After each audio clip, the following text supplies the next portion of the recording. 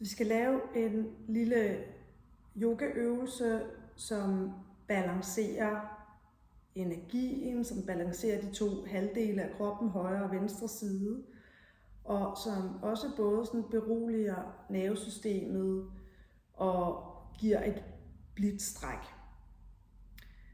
Så du skal komme ned og ligge på gulvet, enten på en yogamåtte, eller på et tæppe, eller et liggeunderlag, eller hvad du nu lige har. Men gerne et lidt fast underlag.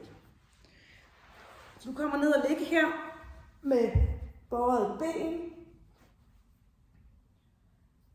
Prøv lige at starte med at lande midt på dit baghoved her. Man kan så lige venligt trække hagen lidt til halsen og så slippe igen. Og så lader du bare armene lande lidt ud til kroppens sider her. Måske drejer du håndfladerne mod loftet, hvis det føles godt, men det kan også være, at det er bedre, at håndfladerne drejer lidt ind mod låret, eller ovenikøbet ned mod gulvet. Det er sådan lidt, hvad der føles rarest heroppe i skulderen. Og så placerer du fødderne her i måttens bredde, så der er rigtig god afstand mellem fødderne, og det er der også mellem dine knæ. Og så begynder knæene nu lige så stille at dale ned til venstre. Nu får de bare lov til at dale så langt ned, som hoften og ballen og ryggen tillader. Og så trækker du knæene lige så blidt tilbage mod midten og hele vejen over mod højre. Og igen lader det bare være tyngden af benene her, der giver det en lille stræk her omkring hoften og nederste del af ryggen og ballen. Fortsætter nu her. Finder ligesom dit eget tempo her. Så nogle gange så kan det være rart til en start, at der er sådan lidt mere tempo på. Det kan sådan være en måde at lulle lidt af uroen ud af kroppen. Man lige starter her sådan med lidt mere tempo, lidt mere dynamisk. Og så kan det være sådan efterhånden, at bevægelsen bliver lidt langsommere. Nu kan du så også lade den her bevægelse forplante sig op gennem resten af rygsøjlen. Så nu begynder du at lade næsen trille modsat dine ben. Så når knæene går til den ene side, går næsen modsat.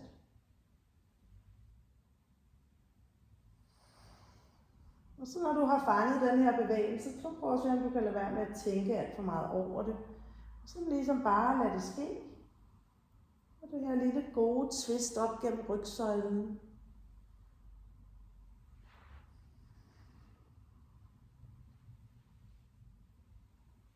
Så bare nogle gange her til hver side.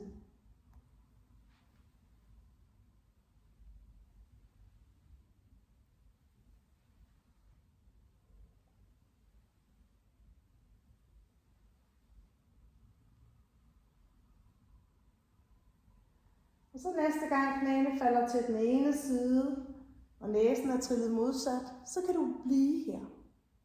Og måske lader du bare benene blive, som de er. Det kan også være, at du har lyst til at løfte den nederste fod op på det øverste knæ. Det giver sådan et lidt større stræk her nede omkring lænden, hoften, ballen. Hvis det nu bliver for intenst, så løfter du bare foden tilbage ned og hviler på underlaget. Og så kan du lade armen, der er til modsatte side af benene, sådan pege skråt opad. Og så lige hvile dig selv her et øjeblik. Hvis der er noget her, der trækker eller niver om i lænden, så kan det også være en mulighed, at du ligesom stabler knæene oven på hinanden. Så de ikke sådan er forskudt af hinanden, men at de er lige oven på hinanden.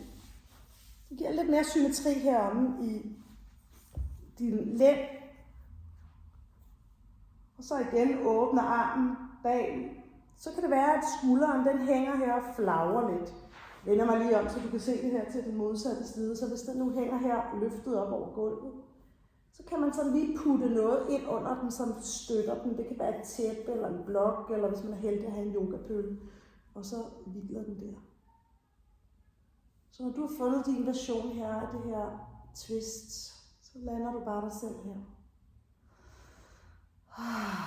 Bruger dit åndedræt, og især dine udåndinger her til virkelig at slippe dig selv. Tillade dig selv at lande.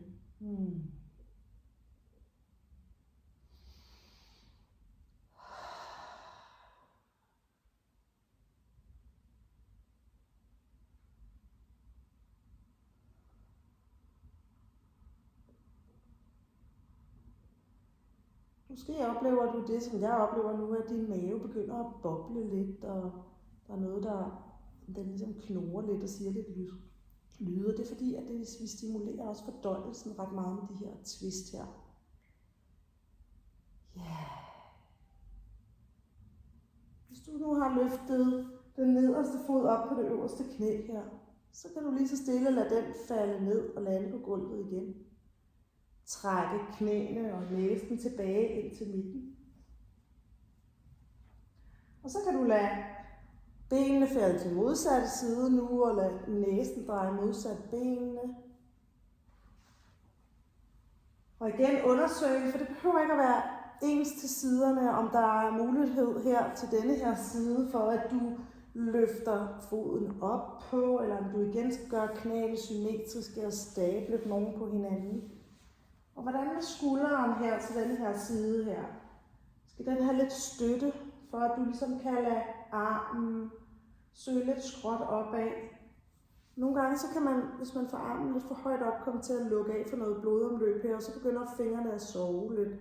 Så kan du bare ligesom lade armen glide lidt længere ned. Og så når du er landet der i din version, så slipper du dig selv, bruger dine udåndinger til at tillade dig selv at lande endnu mere. Sukke. Ånde ud gennem munden. Strække din udånding. Ja.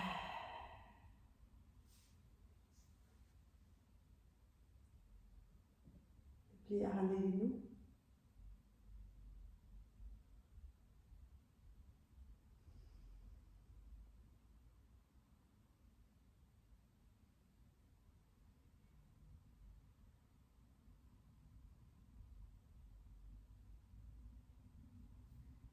Har du den nederste fod her løftet på det øverste knæ, så lægger du den tilbage i underlaget og folder kroppen tilbage til centrum, så næsen og knæene peger op mod loftet.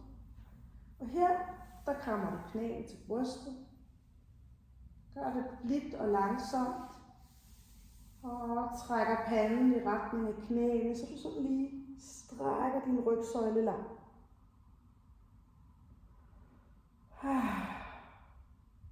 Så lader du baghovedet og fodsålerne lande igen. Triller om på siden og finder hele vejen op på siden.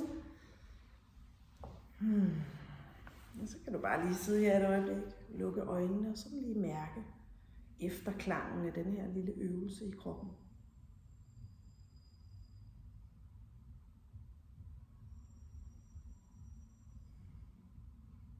Blinke øjnene åbne, når du er klar. Tak for nu.